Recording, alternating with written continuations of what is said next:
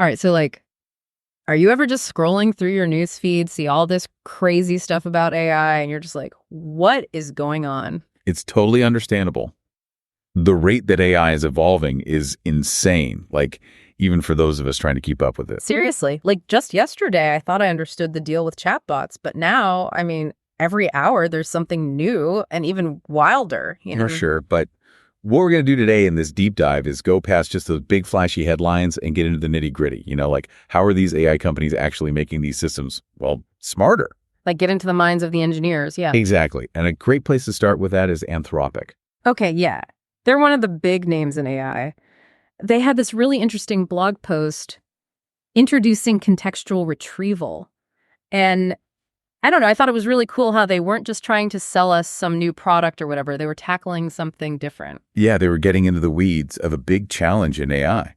How to ensure AI understands the info it's using, not just spitting out stuff. So it's not enough to just bombard AI with mountains of data. Right. It's imagine trying to write a research paper, but all you had were random sentences from Wikipedia. Man, that'd be a nightmare. Good luck making any sense of that, right? Basically the problem Anthropic is trying to fix. And they use this library analogy, which I thought was perfect, trying to find one specific book. Exactly. Context is key.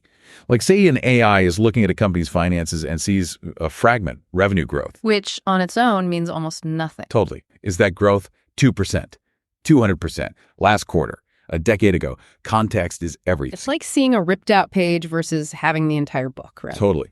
And that's where contextual retrieval comes in. Anthropic gives its AI, Claude, access to the whole book, so to speak. Instead of just revenue growth, it sees that phrase comes from a specific financial report from a certain quarter. It's like giving the AI actual understanding. So they're using their own AI to make their AI smarter. That's next level. And it's effective. Adding context led to huge improvements in accuracy, 35% with one method, and get this, 49% with another called Contextual BM25. Okay, I gotta admit, those terms sound a little intense, but basically it's almost twice as likely to give a correct answer, right? Exactly.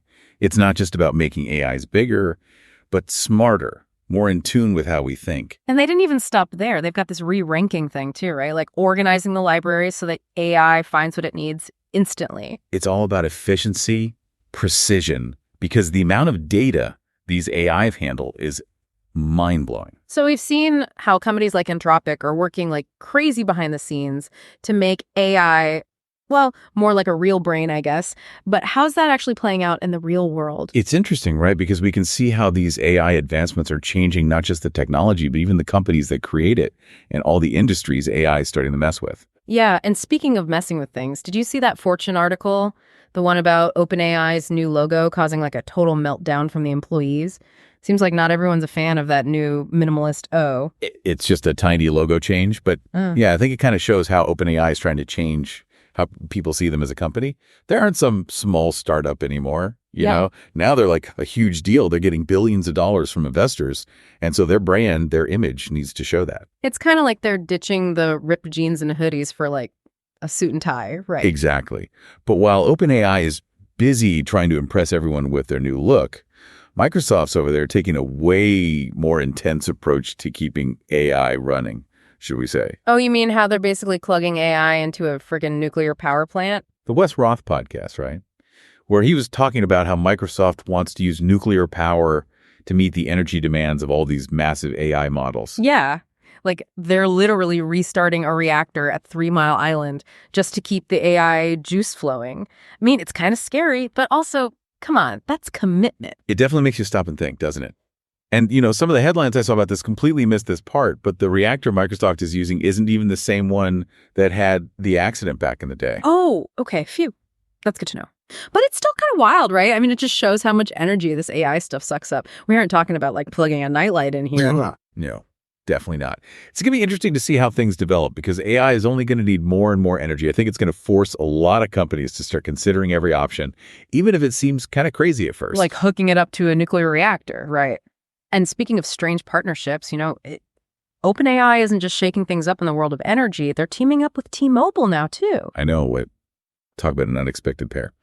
But It kind of shows how much the whole AI world is changing, and companies from completely different industries are starting to realize how powerful AI could be.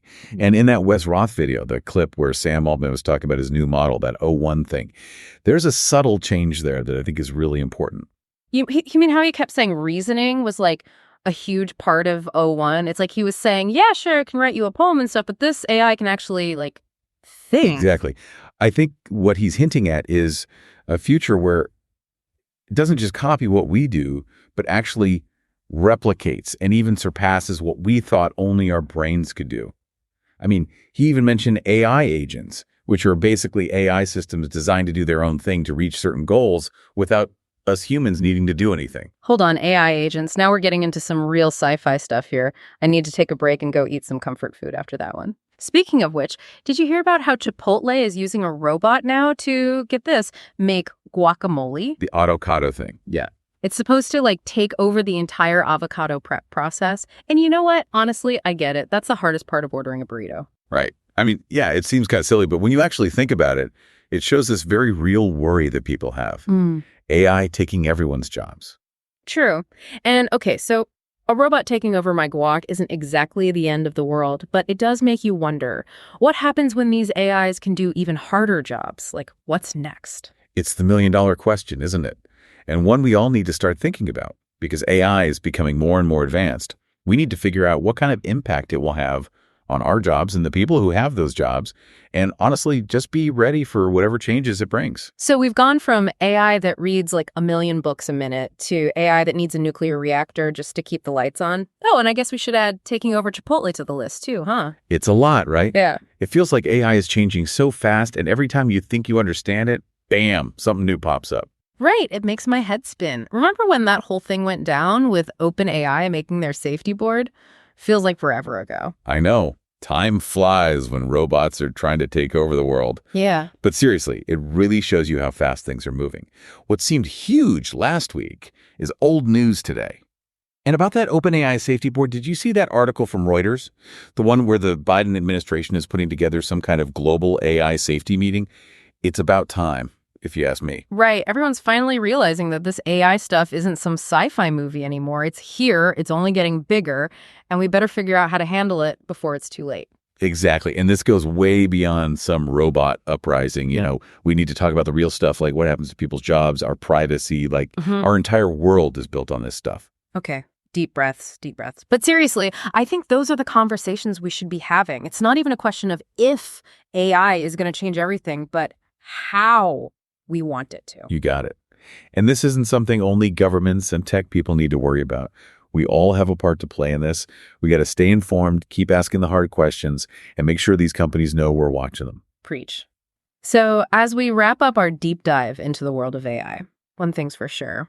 We're only scratching the surface of what's possible, both the amazing and the kind of terrifying. It's constantly changing, but hey, hopefully this deep dive helped you understand not just what AI is, but how and why it's changing our world. And at the end of the day, the future of AI isn't something that'll just happen to us. We're all going to have a say in it. And hey, maybe someday we'll look back and this whole deep dive was when we started asking the right questions.